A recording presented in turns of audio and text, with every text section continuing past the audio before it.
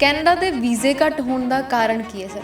लेकिन वहाँ पर जितने भी मैक्सिमम स्टूडेंट्स गए, काफ़ी लोगों ने प्राइवेट कॉलेजेस में कम फीस के चक्कर में वहाँ पे एडमिशन्स ली, कॉलेज छोड़ दिए, जिसकी वजह से वहाँ पर प्रॉब्लम आनी थी। लेकिन कनाडा का जो इमिग्रेशन प्लान है that is the best plan in the world. जाओ, पढ़ो और सेटल हो जाओ। ਕੀ ਸਪਾਊਸ ਬੰਦ ਹੋ ਗਏ ਨੇ ਕੈਨੇਡਾ ਦੇ? +2 के बाद भी बच्चा अभी भी कनाडा में स्पाउस लेके जा सकता है अगर वो ਸਾਰੇ ਕੰਸਰਨ ਪਹਿਲ ਦੀ ਗੱਲ ਕਰਦੇ ਆ। ਪਹਿਲ ਹੈ ਕੀ ਇਸ ਤੇ ਜਿੱਦਾਂ ਇਹ ਵੀ ਸੁਣ ਚ ਆ ਰਿਹਾ ਕਿ ਇਮੀਗ੍ਰੇਸ਼ਨ ਪਾਲਿਸੀ ਦੇ ਵਿੱਚ ਵੀ ਬਹੁਤ ਸਾਰੇ ਚੇਂजेस ਆਏ ਨੇ, ਕਿ ਸੱਚ ਹੈ? कि अब बिना सरकारी पेपर के बच्चा यहाँ से वीज़ा अप्लाई नहीं कर पाएगा। ਬਹੁਤ ਸਾਰੇ ਸਟੂਡੈਂਟ ਉੱਥੇ ਜਾ ਕੇ ਕਹਿੰਦੇ ਆ ਕਿ ਕੰਮ ਘਟ ਗਿਆ, ਕੰਮ ਹੈ ਨਹੀਂ, ਤੇ ਇਹਦੇ ਵਿੱਚ ਕੰਮ ਦੇ ਉੱਤੇ ਵੀ ਅਸਰ ਪਊਗਾ। जहाँ पर 20 घंटे पर हफ्ते बच्चे को अलाउड था काम करना, अब उसको 24 घंटे कर दिया गया। और कई स्टेट्स में, in fact in every state, per hour wages have increased. Quality वाले बच्चे जाएंगे और उनको जॉब भी मिलेंगी और ज़्यादा काम कर सकेंगे, ज़्यादा कमा सकेंगे। ਵਰਕ ਪਰਮਿਟ ਦੇ ਜਿਹੜੇ ਸਾਲ ਹੁੰਦੇ ਉਹ ਵਧਣਗੇ ਜਾਂ ਘਟਣਗੇ ਹੁਣ? उसको सिर्फ जॉब ऑफर चाहिए, बिना वर्क एक्सपीरियंस के भी वो डायरेक्ट पीआर अप्लाई कर सकता है। So this is RCIP। तो डिप्लोमा करने के बाद ही बच्चा with a job letter in that particular community और place can apply for direct PR. Sat Sri ਅਕਾਲ ਜੀ, ਤੁਹਾਡਾ ਸਵਾਗਤ ਹੈ ਇੱਕ ਨਵੇਂ ਐਪੀਸੋਡ ਦੇ ਵਿੱਚ। ਮੈਂ ਅਮਰ ਗਿੱਲ ਤੇ ਅੱਜ ਸਾਡੇ ਨਾਲ ਨੇ ਬੀ ਸਕੂਲ ਦੇ MD ਮਿਸਟਰ ਭਰਤ ਅਰੋੜਾ ਜੀ। ਅੱਜ ਦੇ ਇਸ ਪੋਡਕਾਸਟ ਦੇ ਵਿੱਚ ਗੱਲ ਕਰਾਂਗੇ ਕੈਨੇਡਾ ਦੇ ਵਿੱਚ ਬਦਲਦੇ ਰੂਲਸ ਦੇ ਬਾਰੇ ਤੇ ਸਟੂਡੈਂਟ ਲਈ ਹੋ ਰਹੇ ਬਦਲਾਅ ਦੇ ਬਾਰੇ। ਸਤਿ ਸ਼੍ਰੀ ਅਕਾਲ ਸਰ। सत श्रीकाल मैम। ਕਿਵੇਂ ਹੋ ਜੀ? बिल्कुल ठीक हूँ ma'am, thank you so sir much. ਜਿੱਦਾਂ ਕਿ ਮੈਂ ਕਹਿ ਹੀ ਚੁੱਕੀ ਹਾਂ ਕਿ ਕੈਨੇਡਾ ਦੀ ਗੱਲ ਕਰਨੀ ਆ ਆਪਾਂ, ਤੇ ਹਰ ਵਾਰ ਆਪਾਂ ਬਹੁਤ ਵਾਰ ਇਹ ਸੁਣਿਆ ਆ ਨਾ ਕਿ ਕੈਨੇਡਾ ਥੋੜੀ ਦੇਰ ਬਾਅਦ ਕਹਿ ਦਿੰਦੇ ਆ ਕਿ ਬੰਦ ਹੋ ਗਿਆ, ਕਿ ਸੱਚੀ ਬੰਦ ਹੋ ਗਿਆ ਹੈ? नहीं, बिल्कुल नहीं है। और थोड़ी देर बाद कभी भी कनाडा बंद नहीं हुआ। जी। इस बार तो 10-12 साल बहुत अच्छे तरीके से चला है। हाँ, उसने कैपिंग जरूर कर दी थी कनाडा ने, कुछ वीज़ाज पे रिस्ट्रिक्शन जरूर लगा दी थी क्योंकि स्टूडेंट्स इतने पहुंच गए थे वहाँ पे। सही और जब जहाँ पे 100 लोगों की ज़रूरत है वहाँ पे 500 लोग पहुँच जाएंगे। बिल्कुल। और ऐसे प्रोविंसेस में पहुँच जाएंगे जहाँ पर ऑलरेडी बहुत सारे लोग हैं, तो इक्वल डिस्ट्रीब्यूशन नहीं था स्टूडेंट्स का। उन्होंने कुछ समय के लिए कैपिंग लगाई थी। अब 2025 में कनाडा दोबारा ओपन हो गया। थोड़ी सी कैपिंग कम की है उन्होंने, लेकिन again it is open up now. Canada ਦੇ ਵੀਜ਼ੇ ਘੱਟ ਹੋਣ ਦਾ ਕਾਰਨ ਕੀ ਹੈ ਸਰ? देखिए, हुन कनाडा वीज़े घट नहीं है, जी। कम हुए जरूर थे। उसके पीछे जो मेजर रीज़न था वो था वहाँ के प्राइवेट कॉलेजेस में बच्चों का जाना। लोग प्राइवेट कॉलेजेस में जाते थे, पढ़ाई पूरी नहीं करते थे, डिप्लोमा में किसी भी कोर्स में एडमिशन ले लेते थे और उसके बाद वहाँ पे जाके कोर्स छोड़ देना, जी। पढ़ाई छोड़ देनी। तो जो उनका इमिग्रेशन प्लान है दैट इज़ वेरी क्लियर कि आप यहाँ पर आएँ, 2 साल के लिए पढ़ें, 3 साल का वर्क परमिट लें और सेम फील्ड में काम करें और पीआर अप्लाई करें। जी जी। लेकिन वहाँ पर जितने भी मैक्सिमम स्टूडेंट्स गए, काफ़ी लोगों ने प्राइवेट कॉलेजेस में कम फीस के चक्कर में वहाँ पे एडमिशन्स ली, कॉलेज छोड़ दिए, जिसकी वजह से वहाँ पर प्रॉब्लम आनी थी। ਫਿਰ ਸਟੂਡੈਂਟ ਕੈਨੇਡਾ ਚੁਣਦਾ ਕਿਉਂ ਔਰ ਕਿਉਂ ਚੁਣਨਾ ਚਾਹੀਦਾ ਸਟੂਡੈਂਟ ਨੂੰ? Why Canada? पहली बात तो Canada should be the first priority of students because Canada का जो इमिग्रेशन प्लान है वो पूरे वर्ल्ड का लार्जेस्ट प्लान है। मतलब इट्स वेरी क्लियर कि आप वहाँ पर आओ, पढ़ो, काम करो सेम फील्ड में जी। और पीआर लो। तो इमिग्रेशन प्लान वहाँ का बड़ा क्लियर है क्योंकि अक्सर बच्चे जो बाहर जाते हैं पढ़ने के लिए उन्होंने सेटल होना है। जब पढ़ाई के बाद उनको कुछ रास्ता ही नहीं दिखेगा, काम नहीं मिलेगा, इमिग्रेशन नहीं मिलेगा, तो पढ़ाई का फ़ायदा क्या बाहर जाके? तो काफ़ी कंट्रीज में ऐसा नहीं है, लेकिन कनाडा का जो इमिग्रेशन प्लान है that is the best plan in the world. जाओ, पढ़ो और सेटल हो जाओ। ਬਿਲਕੁਲ। ਤੇ ਜਿੱਦਾਂ ਅੱਜ ਕੱਲ੍ਹ ਦੇ ਟਾਈਮ ਦੀ ਗੱਲ ਕੀਤੀ ਜਾਵੇ, ਬਹੁਤ ਸਾਰੇ ਸਪਾਊਸ ਵੀ ਜਾਂਦੇ ਆ UK ਲਈ, ਤੇ ਜਾਂਦੇ ਆ ਕੈਨੇਡਾ ਲਈ ਵੀ ਜਾਂਦੇ ਆ। ਕਿ ਸਪਾਊਸ ਬੰਦ ਹੋ ਗਏ ਨੇ ਕੈਨੇਡਾ ਦੇ? बिल्कुल बंद नहीं हुआ, कुछ चेंजेस जरूर आए हैं। देखिए, इस बात को समझने की कोशिश कीजिए। 1-2 साल पहले जब कुछ चेंजेस आए कनाडा के इमिग्रेशन प्लान में, वो इसलिए आए बिकॉज यहाँ से जो +2 का बच्चा बाहर जाता था वो भी अपना स्पाउस लेके बाहर जाता था। आप न्यूज़पेपर्स में ऐड देखते थे कि सानू कुड़ी चाहिए 6.5 बैंड वाली, 6 बैंड वाली। अब मुझे बताएं, +2 जब बच्चा करता है उसकी नॉर्मली एज 18-19 साल होती है। अब 18-19 साल में बच्चा स्पाउस को साथ में लेके जा रहा है, क्या ये जेन्युइन है? बिल्कुल नहीं। तो उनकी जो इमिग्रेशन मिनिस्ट्री है उसने आइडेंटिफाई किया कि ये सिर्फ रूट बन गया है बाहर जाके सेटल होने का। उन्होंने स्पाउस सिर्फ डिप्लोमा वाले बच्चों के लिए बंद किए हैं, लेकिन बच्चा अगर मास्टर्स पढ़ने जा रहा है जी, अगर बच्चा डॉक्टरल पढ़ने जा रहा है, और मैं आपको एक न्यूज़ दे देता हूँ कि +2 के बाद भी बच्चा अभी भी कनाडा में स्पाउस लेके जा सकता है अगर वो अपना 4 साल का प्रोफेशनल डिग्री का कोर्स करता है किसी यूनिवर्सिटी से। अच्छा। अब आप पूछेंगे कि प्रोफेशनल डिग्री के कोर्सेज कौन से हैं? वो बैचलर्स इन नर्सिंग हो गया, वो डेंटिस्ट का कोर्स हो गया, बैचलर्स ऑफ लॉ हो गया, बैचलर्स ऑफ इंजीनियरिंग हो गया। Those professional courses which are 4 years old, जो 4 साल की ड्यूरेशन वाले कोर्सेज हैं, अगर बच्चा उसमें +2 के बाद जाता है तो वो भी अपना स्पाउस लेके जा सकता है। लेकिन डिप्लोमा वाले बच्चों के लिए, 2 साल वाले बच्चों के लिए बंद है, बिकॉज वो सिर्फ रूट बन जाता है बाहर अपने स्पाउस को ले जाने का। ਜੀ ਜੀ ਜੀ।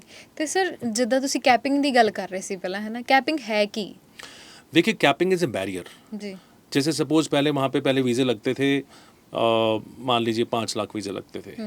अब उन्होंने वो पिछले साल कम करके 28% कम कर दिए थे, कैपिंग कर दी थी। अब वो 10% ज़्यादा कर दिए हैं। कैपिंग मीन्स उन्होंने वीज़े के रिस्ट्रिक्शन लगा दिए हैं। अब इस साल वी आर एक्सपेक्टिंग कि वो 4.5 लाख के करीब वीज़ा देंगे जी। और आप मानोगे उसमें से भी 40% स्टूडेंट्स इंडिया के हैं। मतलब ਇਹ ਕੈਪਿੰਗ ਸਿਰਫ ਇੰਡੀਆ ਦੇ ਲਈ ਹੀ ਹੈ? नहीं, capping was for the whole world, because जो इमिग्रेशन प्लान है कनाडा का that was almost same for all the world. जी। तो उन्होंने कैपिंग इसलिए की बिकॉज वो चाहते थे कि सिर्फ क्वालिटी स्टूडेंट्स वहाँ पर आएँ और कुछ और चेंजेस भी आए हैं वहाँ पे। ਤੇ ਅੱਜ ਕੱਲ੍ਹ ਜਿੱਦਾਂ ਸਰ ਪੈਲ ਸੁਣਨ ਨੂੰ ਬਹੁਤ ਆ ਰਿਹਾ ਹੈ, ਬਹੁਤ ਸਾਰੇ ਕੰਸਲਟੈਂਟ ਪੈਲ ਦੀ ਗੱਲ ਕਰਦੇ ਆ। ਪੈਲ ਹੈ ਕੀ ਹੈ? ਸਟੂਡੈਂਟ ਕੀ ਕਰਨੇ ਦਾ? राइट, देखिए पैल इज़ प्रोविंशियल अटेस्टेशन लेटर। जी। पहले क्या होता था, कॉलेज, मान लीजिए कॉलेज है, कॉलेज सैकड़ों ऑफर लेटर्स इशू कर देता था। जी। वीज़े लगते थे, उसमें से मान लो 100 में से 50 वीज़े लग जाते थे, राइट। लेकिन अब क्या है कि गवर्नमेंट ने जिम्मेदारी दे दी है उस पर्टिकुलर प्रोविंस को, province mean the state of Canada, कि भाई अब आपने पैल लेटर इशू करने हैं पर्टिकुलर स्टूडेंट के नाम पे उस कॉलेज को, और वो कैलकुलेटेड होंगे, वो नंबर फिक्स्ड होंगे। तो अब गवर्नमेंट की जिम्मेदारी हो गई है कि वो कॉलेज सैकड़ों में अननेसेसरी बहुत ज़्यादा ऑफर लेटर्स इशू ना कर पाए। वो अटेस्टेशन लेटर कॉलेज सरकार से लेगा और वो पैल स्टूडेंट को यहाँ पर एम्बेसी में फाइल के समय लगाना ही पड़ेगा। तो कैपिंग का बहुत बड़ा जो एक फैक्टर है वो है पैल। पैल के बिना अब किसी भी, चाहे वो मास्टर्स हो, चाहे डॉक्टरल हो, या वो प्रोफेशनल डिग्रीज हो या डिप्लोमाज हो, पैल के बिना फाइल नहीं लगती। और अगर एक बार वीज़ा रिफ्यूज़ हो जाता है बच्चे का, मान लीजिए, तो उसके बाद नया पैल लेना पड़ता है। अगर डेफर करना है तो पैल की ज़रूरत नहीं है। ਅੱਛਾ ਜੀ। ਤੇ ਜਿੱਦਾਂ ਪ੍ਰੋਵਿੰਸ ਦੀ ਆਪਾਂ ਗੱਲ ਕਰ ਰਹੇ ਹਾਂ, ਤੇ ਸਭ ਤੋਂ ਜ਼ਿਆਦਾ ਅਸਰ ਕਿਹੜੇ ਪ੍ਰੋਵਿੰਸ ਤੇ ਹੋਇਆ ਹੈ? देखिए, उन प्रोविंस में सबसे ज़्यादा फ़र्क पड़ा है जहाँ पे सबसे ज़्यादा लोग गए हैं। सबसे ज़्यादा फ़र्क पड़ा वहाँ पर ओंटारियो में। अच्छा जी। 30-35% वहाँ पर रिडक्शन आई पिछले साल वीज़ास की। और नोवा स्कोशिया में भी काफ़ी कमी आई, ब्रिटिश कोलंबिया में भी रेलेवेंट 20% के करीब कमी आई। लेकिन कई स्टेट्स हैं जैसे अल्बर्टा हो गया, क्यूबेक हो गया, वहाँ पे रिलेटिवली वेरी लेस फ़र्क पड़ा। 5% 7% का वीज़ा का सक्सेस रेट का फ़र्क पड़ा वहाँ पे। तो उन स्टेट्स में, उन प्रोविंसेस में जहाँ पर ज़्यादा स्टूडेंट जा रहे थे, जहाँ पे काम की प्रॉब्लम आ रही थी, तो वहाँ पर सबसे ज़्यादा फ़र्क पड़ा। ਤੇ ਜਿੱਦਾਂ ਇਹ ਵੀ ਸੁਣਨ ਚ ਆ ਰਿਹਾ ਕਿ ਇਮੀਗ੍ਰੇਸ਼ਨ ਪਾਲਿਸੀ ਦੇ ਵਿੱਚ ਵੀ ਬਹੁਤ ਸਾਰੇ ਚੇਂजेस ਆਏ ਨੇ, ਕੀ ਸੱਚ ਹੈ? Absolute right. पहला तो मेजर चेंज यह है कि अब जो पैल है, प्रोविंशियल अटेस्टेशन लेटर, वो मैंडेटरी कर दिया गया है जी। कि अब बिना सरकारी पेपर के बच्चा यहाँ से वीज़ा अप्लाई नहीं कर पाएगा। तो एक कैलकुलेशन होगी, एक रिस्ट्रिक्शन होगी कि ज़्यादा ऑफर लेटर्स कोई भी कॉलेज नहीं दे सकता। दूसरा जो मेजर चेंज आया है वो ये है कि प्राइवेट कॉलेजेस के जो पोस्ट ग्रेजुएट वर्क परमिट से वो छीन ले गए हैं काफ़ी कॉलेजेस के। अच्छा जी। अब सिर्फ वही कॉलेजेस PGWP, जो पोस्ट ग्रेजुएट वर्क परमिट, जिसे हम वर्क परमिट बोलते हैं, वो दे पाएंगे जिनके पास इंडस्ट्री रेलेवेंट या इन डिमांड कोर्सेज हैं जो वहाँ की इंडस्ट्री को चाहिए।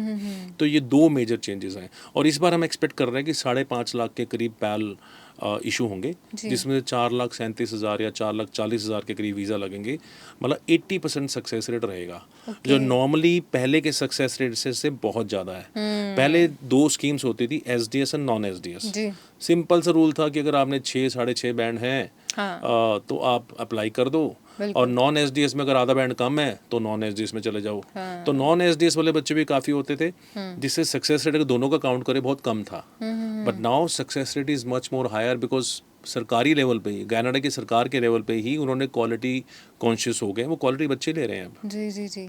ਤੇ ਸਰ ਜਿੱਦਾਂ ਬਹੁਤ ਵਾਰੀ ਸਾਨੂੰ ਇਹ ਸੁਣਨ ਨੂੰ ਵੀ ਆਉਂਦਾ, ਬਹੁਤ ਸਾਰੇ ਸਟੂਡੈਂਟ ਉੱਥੇ ਜਾ ਕੇ ਕਹਿੰਦੇ ਆ ਕਿ ਕੰਮ ਘਟ ਗਿਆ, ਕੰਮ ਹੈ ਨਹੀਂ, ਤੇ ਇਹਦੇ ਵਿੱਚ ਕੰਮ ਦੇ ਉੱਤੇ ਵੀ ਅਸਰ ਪਊਗਾ?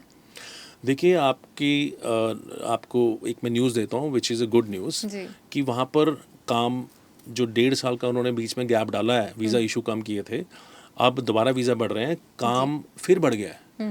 जहाँ पर 20 घंटे पर हफ्ते बच्चे को अलाउड था काम करना, अब उसको 24 घंटे कर दिया गया है।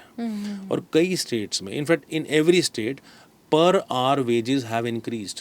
जैसे ब्रिटिश कोलंबिया में वेजेस थे $17.30, अब वो 17.65 टू 17.70 हो गए हैं। तो वेजेस भी बढ़ गए हैं, नंबर ऑफ आवर्स भी बढ़ गए हैं पर वीक। इसका मतलब वहाँ पे काम बढ़ा है।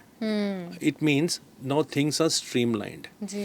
पहले वहाँ पर एसडीएस चलता था, जिसे बोलते थे स्टूडेंट डायरेक्ट स्ट्रीम, लेकिन काम स्ट्रीमलाइन नहीं था। स्ट्रीमलाइन अब हुआ है। जी। अब वहाँ पे जो लोग जाएंगे उनको जॉब्स भी मिलेंगी, क्वालिटी वाले बच्चे जाएंगे और उनको जॉब भी मिलेंगी और ज़्यादा काम कर सकेंगे, ज़्यादा कमा सकेंगे। तो now the scenario is much better than before. ਜੀ। ਤੇ ਜਿੱਦਾਂ ਪੋਸਟ ਗ੍ਰੈਜੂਏਸ਼ਨ ਵਰਕ ਪਰਮਿਟ ਦੀ ਆਪਾਂ ਗੱਲ ਕਰ ਰਹੇ ਸੀ ਨਾ, ਤੇ ਉੱਥੇ ਫਿਰ ਜਿੱਦਾਂ ਵਰਕ ਪਰਮਿਟ ਦੇ ਜਿਹੜੇ ਸਾਲ ਹੁੰਦੇ ਉਹ ਵਧਣਗੇ ਜਾਂ ਘਟਣਗੇ ਹੁਣ?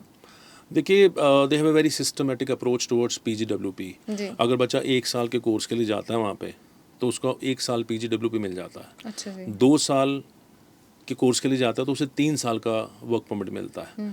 और इवन मास्टर्स, जो मास्टर्स होती है, मास्टर्स में अगर 1 साल की मास्टर्स भी करता है उसको भी 3 साल का वर्क परमिट मिलता है। And that is too good.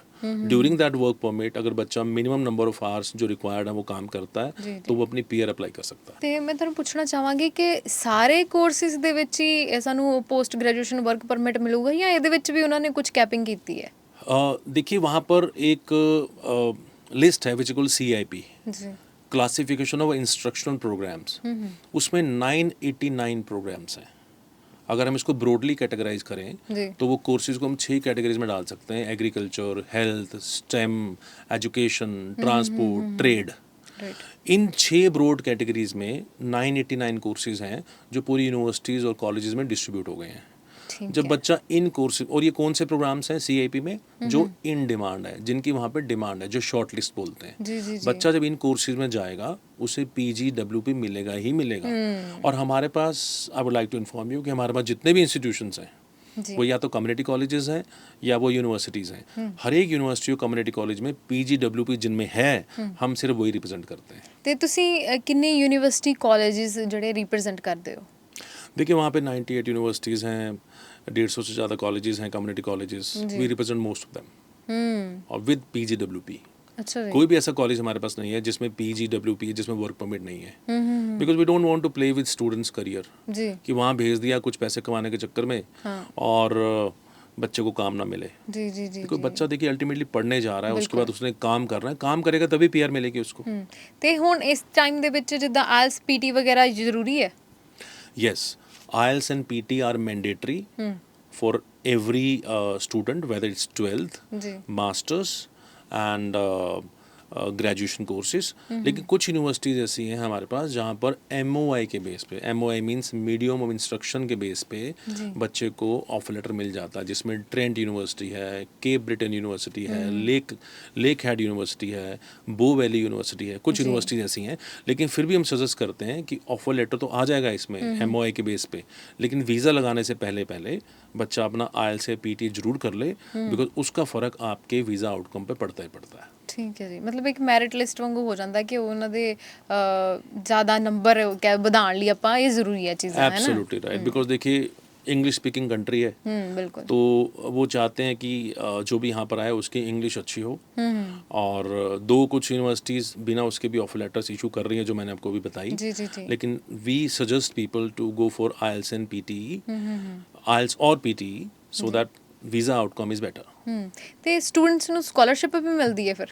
Yes, initial scholarships काफ़ी यूनिवर्सिटीज़ ने शुरू की हैं, जी। स्पेशली जब से डाउनफॉल थोड़ा सा आया था कनाडा का।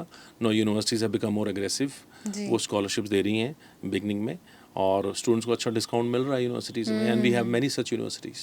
ਜੀ। ਤੇ ਫਿਰ ਵੀ ਮੈਂ ਤੁਹਾਨੂੰ ਪੁੱਛਣਾ ਚਾਹੂੰਗੀ ਕਿ ਕਿੰਨੇ ਕੁ % ਜਿਹੜੀ ਸਕॉलरशिप ਆ स्टूडेंट ਨੂੰ ਮਿਲ ਜਾਂਦੀ ਹੈ? देखिए 5,000, 7,000, $10,000 तक की स्कॉलरशिप्स भी हैं पर ईयर। कुछ यूनिवर्सिटीज़ हमारे पास ऐसी हैं। ਤੇ ਸਰ ਮੇਰਾ ਤੁਹਾਨੂੰ ਆਖਰੀ ਸਵਾਲ ਇਹ ਹੈ ਕਿ RCIP ਦੀ ਬਹੁਤ ਅੱਜਕੱਲ ਚਰਚਾ ਹੋ ਰਹੀ ਹੈ, ਇਹ ਹੈ ਕੀ? देखिए RCI means rural community immigration pilot. ये एक ऐसा इमिग्रेशन प्लान है जो पीएनपी के अंडर आता है, वहाँ पे प्रोविंशियल नॉमिनी प्रोग्राम के अंडर आता है, पीआर प्रोग्राम है ये। कुछ प्रोविंसेस में कुछ कम्युनिटीज़ ऐसी हैं, कुछ प्लेसेस ऐसे हैं, अगर बच्चा वहाँ पे पढ़ने जाता है जी और डिप्लोमा करता है 2 साल का, जैसे वो कुछ जैसे मैं कुछ एग्जांपल बताऊं, ओंटारियो में सडबरी हो गया, टिमिन्स हो गया, वैसे ब्रिटिश कोलंबिया में कुछ प्लेसेस हैं, अल्बर्टा में है, मैनिटोबा में है, सस्कैचुअन में है। तो बच्चा जब इन कम्युनिटीज़ में इन प्लेसेस में पढ़ने जाता है तो वहाँ पे डिप्लोमा करने के बाद उसको सिर्फ जॉब ऑफर चाहिए, बिना वर्क एक्सपीरियंस के भी वो डायरेक्ट पीआर अप्लाई कर सकता है। So this is RCIP which is just 3-4 months old.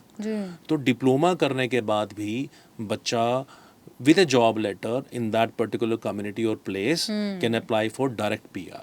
Right. Yeah। ਤੇ ਮੈਨੂੰ ਲੱਗਦਾ ਇਸ ਪੋਡਕਾਸਟ ਤੋਂ ਸਟੂਡੈਂਟਸ ਦੇ ਬਹੁਤ ਸਾਰੇ ਸਵਾਲ ਜਿਹੜੇ ਉਹਨਾਂ ਦੇ ਆਨਸਰ ਉਹਨਾਂ ਨੂੰ ਮਿਲ ਗਏ ਹੋਣਗੇ, ਪਰ ਫਿਰ ਵੀ ਜੇ ਤੁਹਾਡੇ ਮਨ 'ਚ ਕੋਈ ਸਵਾਲ ਹੈ ਤੁਸੀਂ ਇਸ ਦੇ ਵੀਡੀਓ ਦੇ ਨੀਚੇ ਕਮੈਂਟ ਕਰ ਸਕਦੇ ਹੋ, ਸਾਨੂੰ ਪੁੱਛ ਸਕਦੇ ਹੋ। ਜ਼ਿਆਦਾ ਜਾਣਕਾਰੀ ਲਈ ਤੁਸੀਂ ਬੀ ਸਕੂਲ ਦੀ ਐਕਸਪਰਟ ਟੀਮ ਨੂੰ ਕਾਲ ਵੀ ਕਰ ਸਕਦੇ ਹੋ, ਸਰ ਦੇ ਨਾਲ ਮੀਟ ਕਰ ਸਕਦੇ ਹੋ। लास्ट में बस मैं एक बात बोलना चाहूँगा कि Canada is coming in a big way now. जी कनाडा का सक्सेस रेट पहले से ज़्यादा होगा, कनाडा में क्वालिटी कोर्सेज अवेलेबल होंगे, जी कनाडा में PR पॉलिसीज़ मच ईजियर हो गई हैं, अब कनाडा में वेजेस बढ़ गए हैं जो पर आवर काम करने के थे, और इसके साथ साथ कनाडा में पार्ट टाइम जॉब के लिए आवर्स जो पर वीक होते थे वो भी बढ़ गए जी। हैं।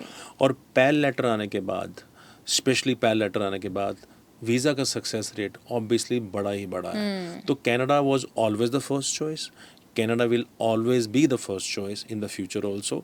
और with the 80% success rate we are expecting, जो पहले से बहुत ज़्यादा है। जी And we are getting a lot of queries for Canada, especially from the students who recently passed out their 12th and graduation. Even people with a gap can also go to Canada।